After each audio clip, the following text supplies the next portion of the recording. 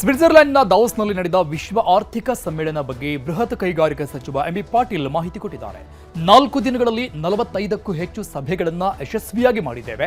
ಕರ್ನಾಟಕದಲ್ಲಿ ಹೂಡಿಕೆಗೆ ಒಳ್ಳೆಯ ವಾತಾವರಣವಿದೆ, ಟ್ಯಾಲೆಂಟ್ ಇದೆ. ಜಾಗತಿಕ ಮಟ್ಟದಲ್ಲಿ ಕರ್ನಾಟಕ ಮುಂಚೂಣಿಯಲ್ಲಿದ್ದು ಬೇರೆ ಬೇರೆ ಕಂಪನಿಗಳ ಜೊತೆ ನಾವು ಕಾಂಪೀಟ್ ಮಾಡ್ತಾ ಇದ್ದೇವೆ ಅಂತ ಹೇಳಿದ್ದಾರೆ. ಈ ಕುರಿತು ನಮ್ಮ ಪ್ರತಿನಿಧಿ ಕೃಷ್ಣ ಎಂಬಿ ಪಾಟೀಲ್ ಅವರ ಜೊತೆ ಮಾತನಾಡಿಸಿದ್ದಾರೆ, ನೋಡೋಣ. ನಮ್ಮ ಜೊತೆಗೆ ಸಚಿವ ಎಂಬಿ ಪಾಟೀಲ್ ಅವರಿದ್ದಾರೆ. ಸರ್, ದಾವೋಸ್ಗೆ ಹೋಗಿದ್ರಿ, ವಿಶ್ವ ಆರ್ಥಿಕ ಸಮ್ಮೇಳನದಲ್ಲಿ ಭಾಗವಹಿಸಿದ್ರಿ, ಏನೆಲ್ಲ ಪ್ರತಿಪಾದನೆ ಮಾಡಿದ್ರಿ ಕರ್ನಾಟಕದ ಪರವಾಗಿ, ಮತ್ತೆ ಏನೆಲ್ಲ ವಿಚಾರ ವಿನಿಮಯ ಮಾಡ್ಕೊಂಡಿದ್ದಾರೆ, ಕನ್ನಡಿಗರ ನಿರೀಕ್ಷೆ ಮಾಡಿದ್ದಾರೆ ಈ ಒಂದು ದಾವೋಸ್ ನಲ್ಲಿ ನೀವು ಕೂಡ ಇದ್ರಲ್ಲ, CNBC ಎಲ್ಲ ಟೀಮ್ ನಿಮ್ದು ಮೀಡಿಯಾ ಟೀಮ್ ಎಲ್ಲ ಇತ್ತು.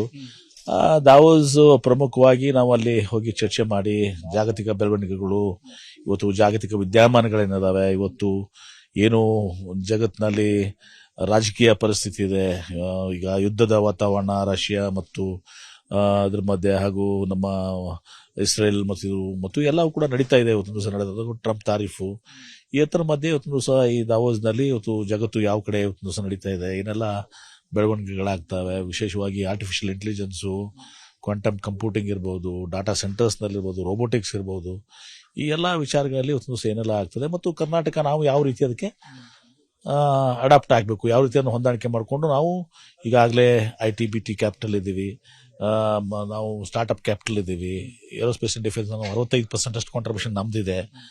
ಸೊ ಹೀಗಾಗಿ GCCದಲ್ಲಿ ಜಾಗತಿಕ 500-500 ಕಂಪನೀಸ್ನಲ್ಲಿ 400 ಕಂಪನೀಸ್ ನಮ್ಮಲ್ಲಿದ್ದಾರೆ. ಇದೆಲ್ಲವನ್ನು ಕಾನ್ಸಲ್ಟೇಟ್ ಮಾಡ್ಕೊಳ್ಳೋದಲ್ದೇ ಮತ್ತೆ ಮುಂದಿನ ಇದಕ್ಕೆ ನಾವು ಯಾವ ರೀತಿ ಇದನ್ನ ತಯಾರಾಗಬೇಕು, ಎಲ್ಲ ಬೆಳವಣಿಗೆಗಳ ಮೂಲಕ ಫ್ಯೂಚರ್ ರೆಡಿ ಇರಬೇಕು ನಾವು ಅಂತೇಳಿ ಆ ದಿಶೆಯಲ್ಲಿ 45ಕ್ಕೂ ಹೆಚ್ಚಿನ ಸಭೆಗಳನ್ನ, ಬಹುಶಃ ಅತ್ಯಂತ ಹೆಚ್ಚಿನ ಸಭೆಗಳನ್ನ 4 ದಿವಸದಲ್ಲಿ ಕರ್ನಾಟಕ ರಾಜ್ಯ ಮಾಡಿದೆ ಮತ್ತು ಬಹಳ ಯಶಸ್ವಿಯಾಗಿ ನಾವು ಮಾಡಿದ್ದೀವಿ. ನನ್ನ ಜೊತೆ DK ಶಿವಕುಮಾರ್ ಅವರು ಬಂದು ಅವರು ಕೂಡ ಕುಡ್ಕೊಂಡಿದ್ರು, ಅವರು ಅರ್ಬನ್ ಡೆವಲಪ್ಮೆಂಟ್ ಟೀಮ್ ಕರ್ಕೊಂಡ್ಬಂದಿದ್ರು, ಅವರು ಕೆಲವೊಂದು ಸೆಮಿನಾರ್ನ ಭಾಗವಹಿಸಿದ್ದಾರೆ, ನಮ್ಮ ಮೀಟಿಂಗ್ಸ್ ಅಲ್ಲೂ ಕೂಡ ಅವರು ಪಾರ್ಟಿಸಿಪೇಟ್ ಮಾಡಿದ್ದಾರೆ. ಒಟ್ಟಾರೆ ಕರ್ನಾಟಕ ರಾಜ್ಯ ಇಲ್ಲಿ ಒಂದು ವಾತಾವರಣ ಇದೆ, ಇಕೋಸಿಸ್ಟಮ್ ಅಂತ ಏನಂತೀವಿ, ಮತ್ತು ಟ್ಯಾಲೆಂಟ್ ಇದೆ.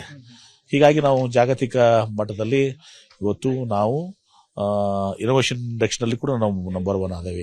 ಹೀಗೆಲ್ಲ ಇರೋದ್ರಿಂದ ಕರ್ನಾಟಕ ರಾಜ್ಯ ಮುಂಬರುವ ದಿನಗಳಲ್ಲಿ ಇವತ್ತು ಭಾರತ ದೇಶದಲ್ಲಿ ಒಂದು ಮುಂಚೂಣಿ ದೇಶ, ಮತ್ತು ಜಾಗತಿಕ ಮಟ್ಟದಲ್ಲಿ ಕೂಡ ನಾವು ಇವತ್ತು ಬೇರೆ ಬೇರೆ ದೇಶಗಳ ಜೊತೆ ರಾಜ್ಯ ನಾವು ಕಾಂಪೀಟ್ ಮಾಡ್ತಾ ಇದ್ದೀವಿ. ಹೂಡಿಕೆ ಬಂಡವಾಳದ ಬಗ್ಗೆ ಯಾಕೆ ನಿರ್ಧಾರ ಆಗಿಲ್ಲ ಸರ್ ಅಲ್ಲಿ MOU ಸೈನ್ ಮಾಡಬಾರ್ದು ಅಂತೇಳಿ ನಾವು ನಿರ್ಧಾರ ಮಾಡಿದ್ದೀವಿ.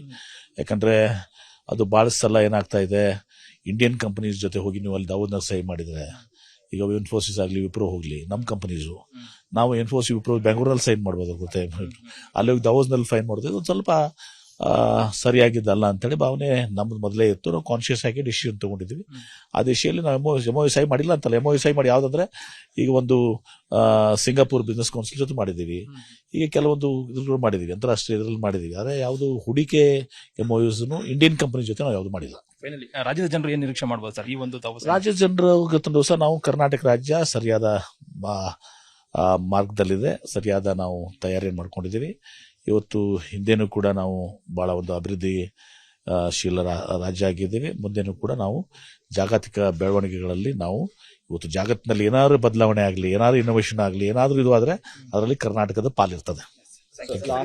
ಇದಿಷ್ಟು ಸಚಿವ ಎಂಬಿ ಪಾಟೀಲ್ ಅವರ ಮತ್ತು ಕ್ಯಾಮರಾ ಪರ್ಸನ್ ಶೋಭಾ ಜೊತೆಗೆ ಕೃಷ್ಣ ಜೀವಿ, ನ್ಯೂಸ್ 18 ಕನ್ನಡ, ಬೆಂಗಳೂರು.